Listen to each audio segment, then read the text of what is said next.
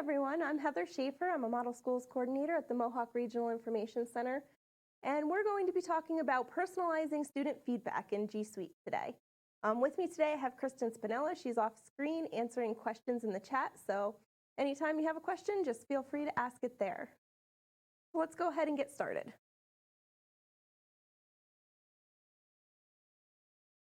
All right, like I said, we're going to be talking specifically about feedback in GSuite today. So we're going to go through all of the different apps that we can give personalized feedback in, including slides, docs, drawings, forms, and Google Classroom as well.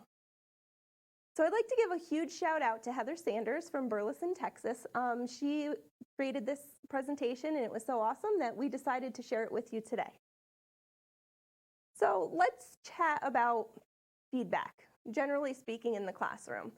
So we have a whole range of feedback.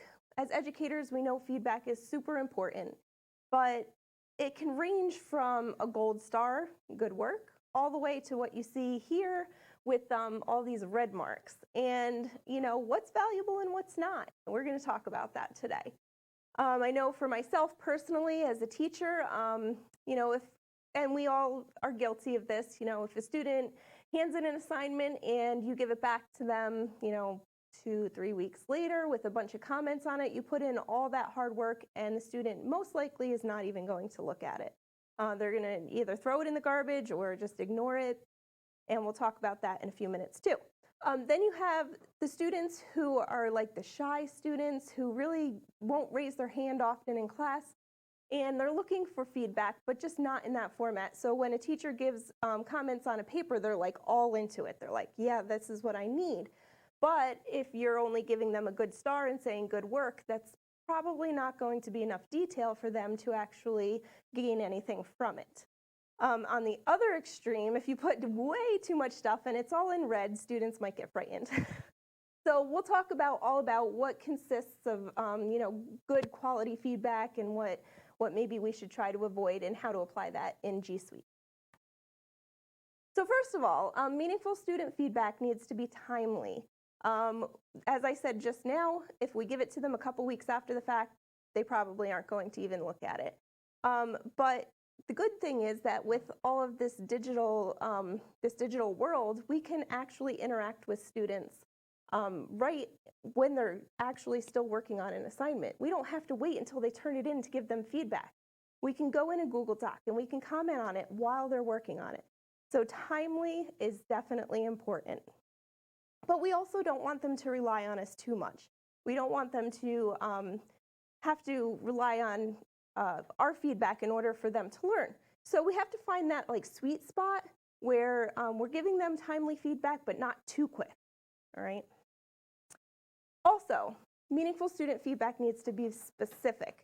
So you don't want to just say, you know, fix this. You want to say, what do they need to fix? Like, what specifically do they need to fix? Or if they've done a great job, you need to tell them exactly what they did a good job on. So that way it's effective and the students actually can learn from your feedback. And third but not least is actionable.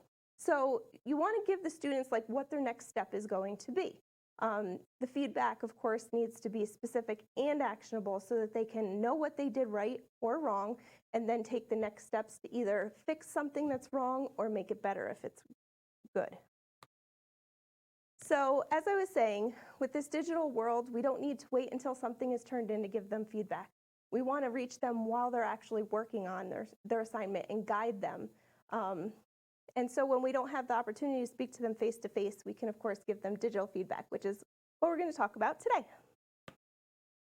So this presentation was originally a face-to-face presentation, and there was lots of time for you to play and explore with the tools.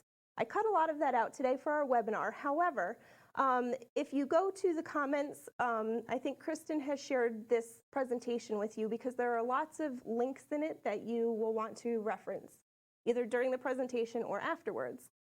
So these feedback resources are good for you. There are activities that you could do on your own time if we don't get to them today. And there's also templates that you'll want to definitely copy and use in your classrooms as well. So let's start with Google Docs. So personalizing student feedback in Google Docs, we're going to talk about 3 different things. First of all, we'll talk about that comments tool and how we can beef it up and use it in different ways that you may not have thought of before. Then we'll talk about the feedback footer, which is like its whole own thing, separate category. And then we'll also talk about how we can bring Google Keep and integrate it with Google Docs for that personalized feedback as well. So let's talk about the comment feature first. So your students actually do feel like this when you leave them a comment in Google Docs. It's kind of similar to, social media. When you get that like or that comment on one of your posts, that's how they feel when they get a comment from their teacher in a Google Doc. So this little space doesn't look like much, but it's actually a very, very powerful space. One way that you can use it with your students, of course, is just by typing text. But you may not have known that you can actually tag your students in there if you put a plus sign and then type in their email address. It will actually send them an email saying your teacher or whoever, if it's a student, another student, gave you a comment in your Google Doc. So that's really cool. And if you've never used the commenting feature in Google Docs, all you have to do is highlight some text in the Google Doc, and then you'll see a little quote bubble with a plus sign in it appear off to the left, or the right rather, and then you can just click on that and type in. Additionally, as you can see in my example here, you can also put other things in there, like links to websites, which kind of opens up the doors to endless possibilities. You could put a link to an article that might give more information about, whatever the student needs to be working on, maybe a podcast, or even like a Screencastify video. I know for me personally, that's one of my favorite tools.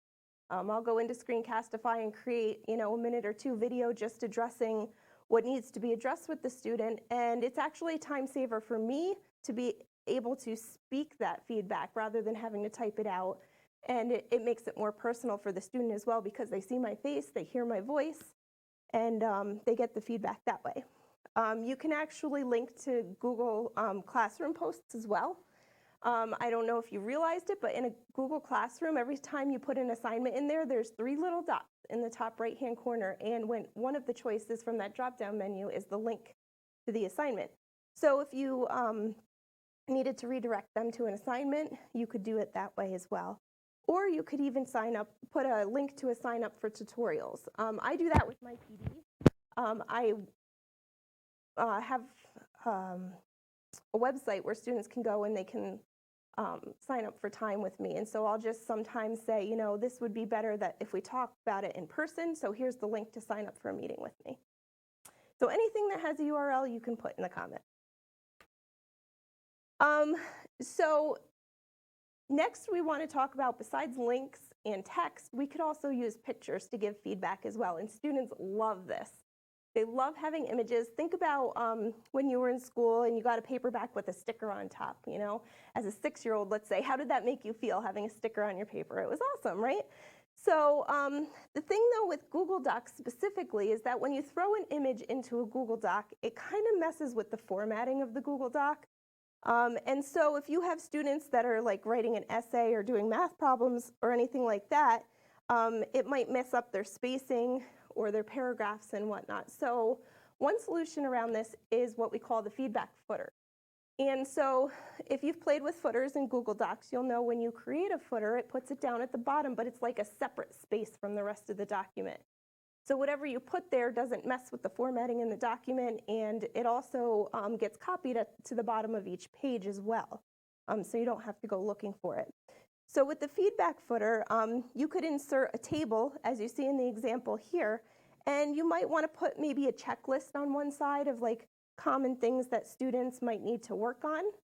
If you choose to do that, you could highlight a piece in the text, and then you could highlight what it is that they need to fix about that piece in the footer.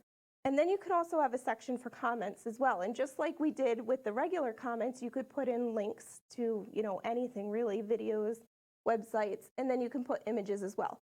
So I love Bitmojis. I don't know if you're familiar with Bitmojis, but they are like emojis, but they're more personalized. You can make them look just like you. And so we'll be talking a lot about them today. So you can throw one of those in there just for fun. There is a template in that document that I referred to earlier, so you can just copy it if you want to use the one that I have, or you can go ahead and create your own as well. So a pro tip for using the feedback footer is that you can actually put, you can use voice typing in Google Docs in order to create this, so it saves you a little bit of time. Record your voice and it'll type it out for you. And also, if you're looking for unique images to use, in addition to using Bitmojis, you could also just search right within the Google Doc using that Explore tool in the bottom right-hand corner, and drag and drop images in from there. The great thing about those is that they're already filtered, so you don't have to worry about like breaking copyright laws and things like that. You could also have a folder in your Google Drive dedicated just to, images that you're going to use with students on their documents. And then you also can use the Explore tool to look within your drive and pull things in from there as well. I've already talked about Bitmojis. There is a Chrome extension for Bitmojis, so if your school allows you to use Chrome extensions, you can just copy and paste from there. If not, you can use Google Keep, which we're going to get to in a minute. And then I actually linked to a folder that I created with all of the GIFs, memes, and stickers that I'm using in this presentation, so if you'd like to use those, you can as well.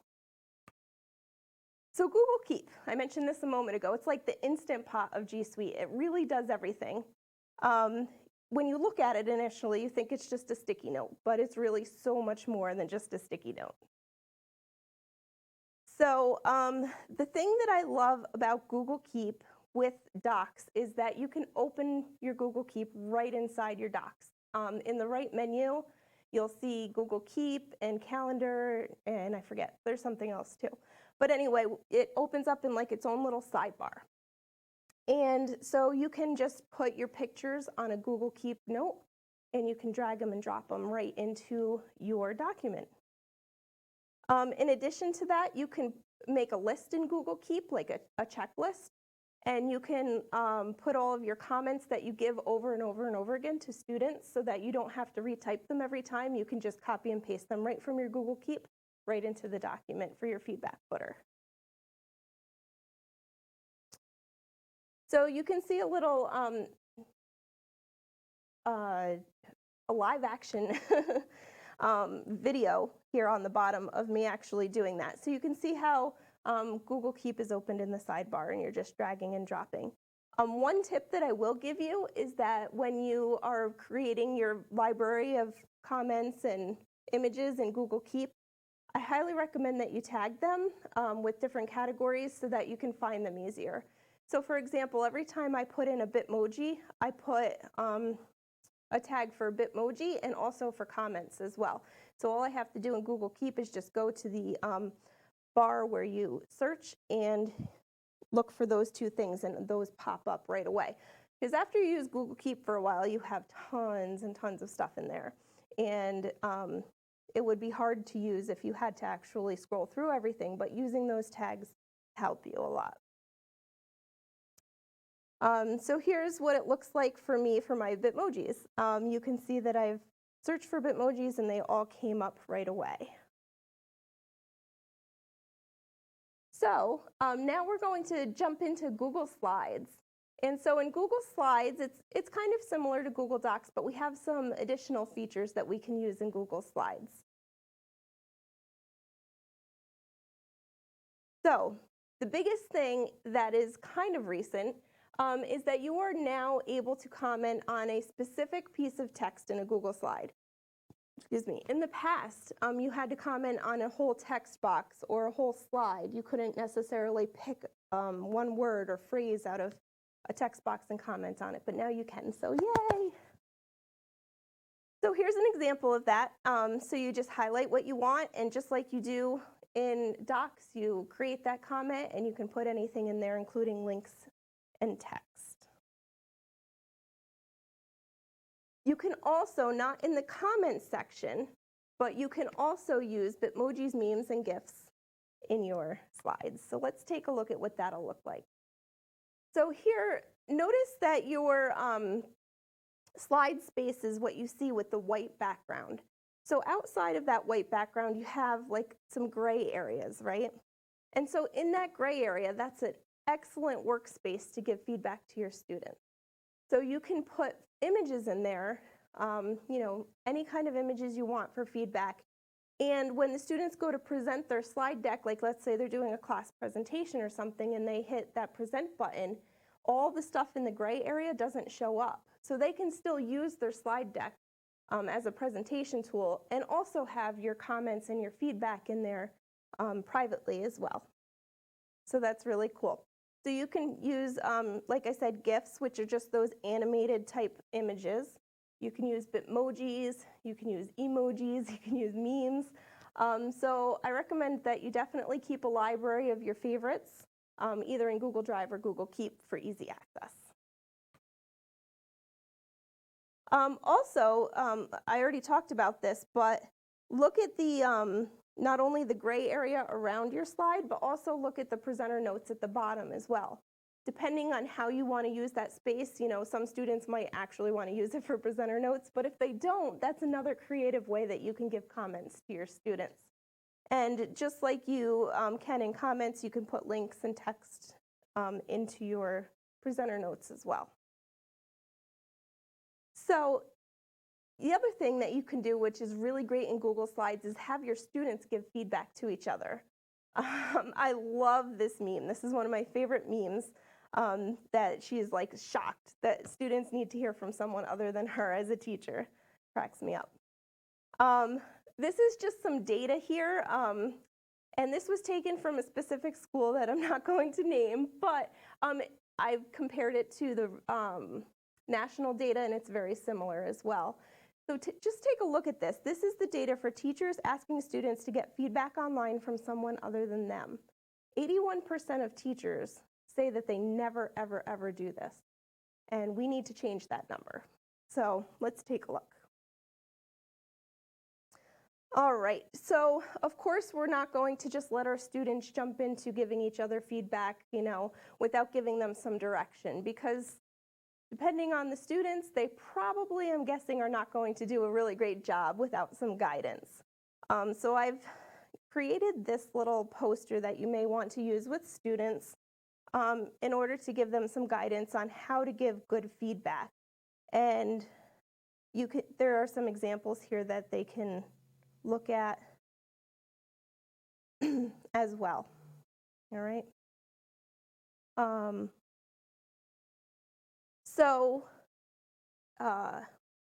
You want to definitely model this with your students. As you're teaching them, you want to be giving them good feedback as well. And also try to have them focus on one thing at a time. Like, don't just give them free rein. Say, maybe we want to focus on, transitions today. So you're going to give your friends feedback on just their transitions. All right. And again, show them how to be timely, specific, and actionable, just like we're talking about today. So I would like to actually take a moment. I know I said I got rid of a lot of the interactive stuff, but this is one that I thought would be valuable to kind of go over all of the things we've discussed so far. So if you have copied that presentation, please click on the link for peer-to-peer feedback slides. And you'll come to a document like this. And on the second slide, I've assigned each person that signed up for the webinar a spot. So you can find your name and your slide. And there's a link to your slide here if you need it, or you can just go to it yourself. But I'd like you to start typing in on your slide some of your ideas about what you've heard so far today. How are you currently providing students with feedback? What's the biggest feedback challenge that you have? And so far, what questions do you have? And then which feedback strategy will you try and why? And now I've made this document editable for all of you. So once you've filled out your slide, I'd like you to go to somebody else's slide and give them some personalized feedback using the strategies that we've discussed. So maybe you can put an image in the side in the gray area, or you can put something in the presenter notes or something along those lines. So I'm going to give you a moment to think about that and reflect on that.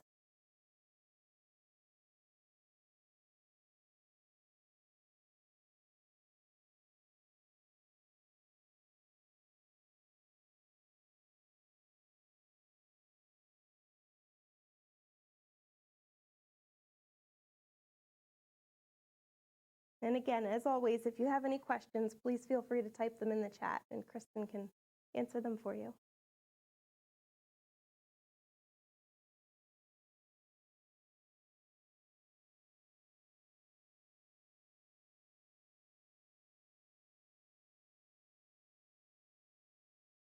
Now notice, since this is a live document and we all have editing access to it, I can see what you're typing as you type it.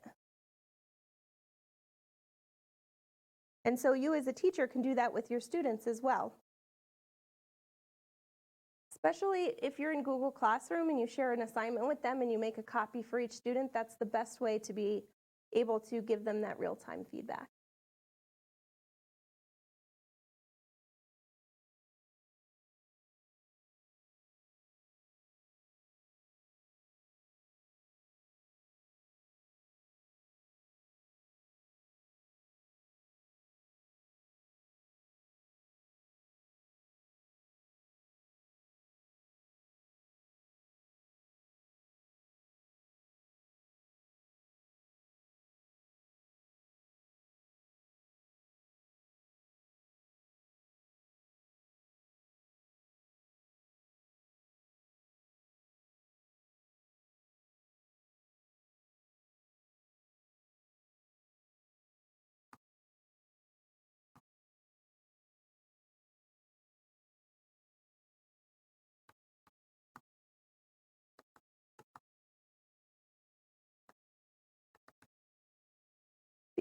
I just made a comment about Screencastify, but speaking of that, another thought just popped in my mind, which I didn't include in the presentation. There's another website, and I just lost the name of it. It'll come back to me later, but where you can record your voice. So you don't necessarily have to have a video, it can just be an audio file as well.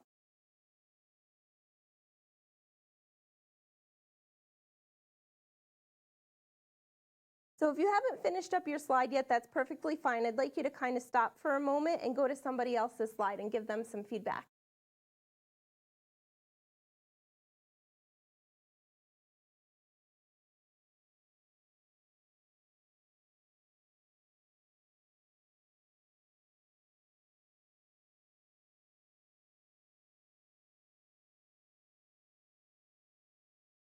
I love the Bitmoji over here. Good job with that. Using up that extra space around the slide.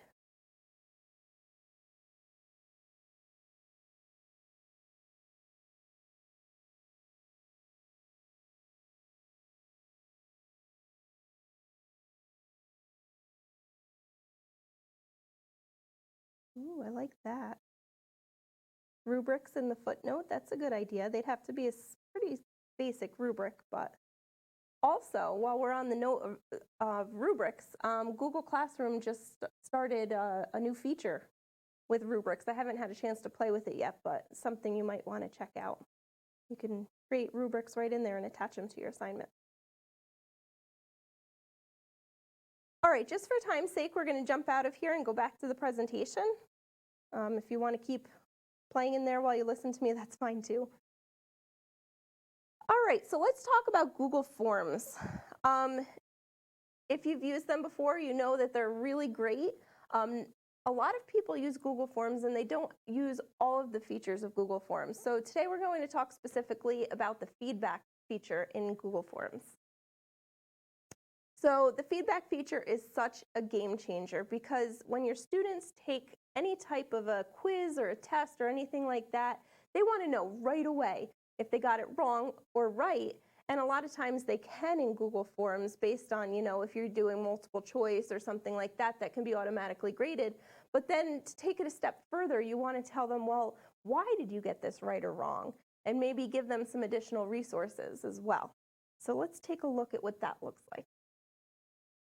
So this is another powerful space. So when you go to the feedback feature in Google Forms, it looks like this, and you'll see there are two tabs, one for incorrect and one for correct answers. So you can give separate feedback for both. And you'll notice also at the bottom, you have the option to add a link or a YouTube video. Now let me note that if your district does block YouTube, you can't actually use that feature because it will be blocked right in here as well. However, if you have other videos that you like, you can just link to them, using the link feature as well. Also, what I like to do too is if I have my favorite videos that I've found online that relate to my curriculum, I actually create like a library of them. Depending, like if they're on various websites, I might create a Google Doc with links for each unit, and then I have them real quick to copy and paste right into here, so I'm not reinventing the wheel all the time. Or you can use Google Keep, just like we did with the Bitmojis and the other comment. So this is what it looks like when you give them feedback. So this is the student view. So you would see the answer. It's going to tell you whether you're correct or incorrect, and then it'll have the feedback. So if you've provided a link, it'll give that little link symbol. And if you've embedded a YouTube video, it will show the video itself. So you can actually embed them right in there so the students don't even have to leave the site to view the video. They can watch them right on the spot, which is kind of neat. Here's another example of the student view. All right, so green is going to be correct and red is going to be incorrect. So normally I would have you actually take a quiz and experience this for yourself so you can actually see like emotionally how it feels to know if you're right or wrong right away, and to have additional resources for viewing the right or wrong answer, but we don't have time for that today. So now branching. This is a whole other workshop, which we're not going to get into right now, but you'll notice I did give you links here if you want to learn more about it. But branching, basically what it is that you're using the sections in Google Forms, and then based on whether a student answers correct or incorrect, it'll bring them to a different section of the form. So if they get it correct, maybe they're moving on to a more difficult question. If they get it incorrect, maybe they're going back to do some review questions on the topic to get some practice. And you can also put different resources in there too. So if you're getting crazy with your branching, you could, if they get it wrong, you could have them go to, watch a YouTube video and then come back to the next section and keep going, and see if they get it right the second time. And then if they do, they can go on with the rest of the quiz.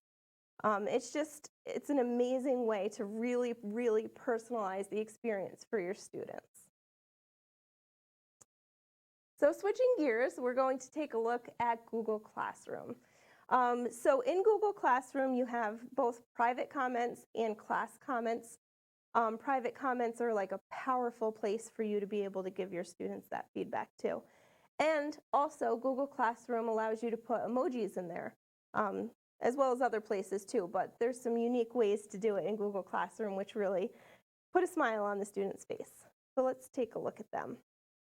So first of all, the private comments in Google Classroom are like that direct line to the teacher. So the students can always ask a question and the rest of the class doesn't need to see it. It's just between them and the teacher, which gives them that comfort level to be open and honest. So the thing about feedback in a Google Doc is that if you give them feedback and then they turn in the paper, they don't have editing rights to the paper anymore. Unless you return it to them, of course. So sometimes the better choice is to give them feedback in that private comment in Google Classroom rather than in the commenting feature on a Google Doc, depending on if they're still working on the document, of course, or if they've turned it in already. You have to see what happens and see what works best for you. So you always want to keep your feedback visible. And I just talked about all this, but you can return the students' work and they can resubmit it as well. So that back and forth digitally is very similar to the back and forth with the actual paper in the classroom. If I give my paper to Kristen, I don't have access to it. She would have to physically hand it back to me in order for me to further edit it. And the same goes for Google Classroom. So if I'm turning in a paper in Google Classroom, I only have viewing rights to it. And then when the teacher returns it to me, I regain my editing rights. So taking a look at the private comments here, there's a trick. I'm getting ahead of myself here. Sorry.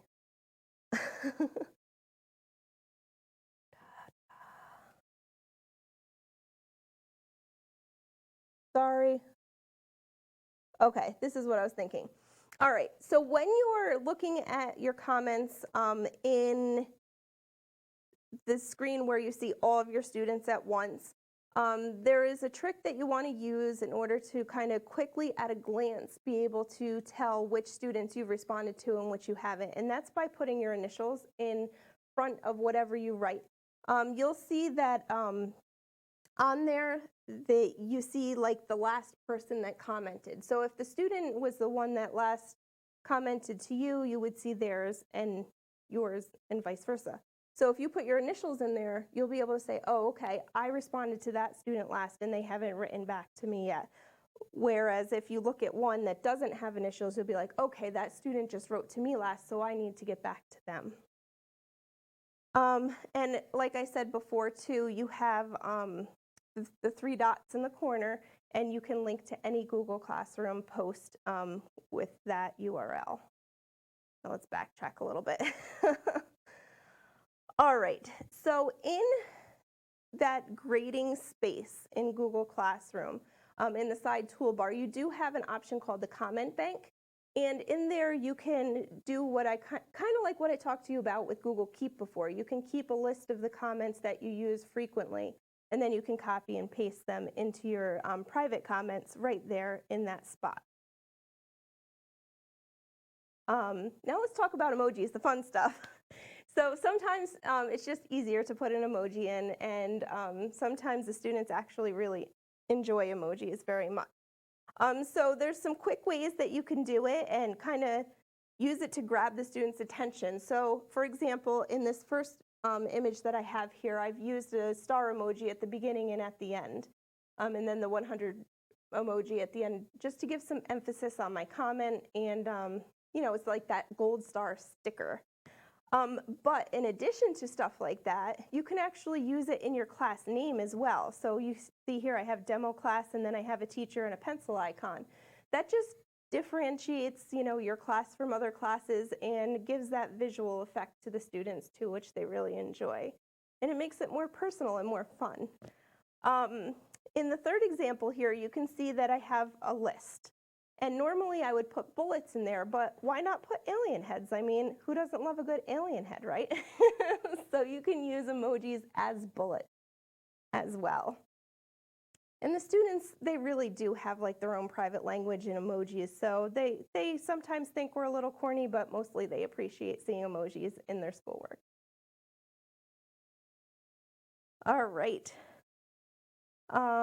So emojis, obviously when we're on our mobile devices, they're really easy because there's a keyboard for them. But when you're on your computer, you might be like, where do I get those emojis from? And there's a couple different places you can get them from. On a Mac, it's actually built in. You can go to the Edit menu and then Emojis and Symbols, and you can look for emojis there. There are also websites that you can use, and there's links to 3 of them here that you could look at, or you could even do a Chrome extension.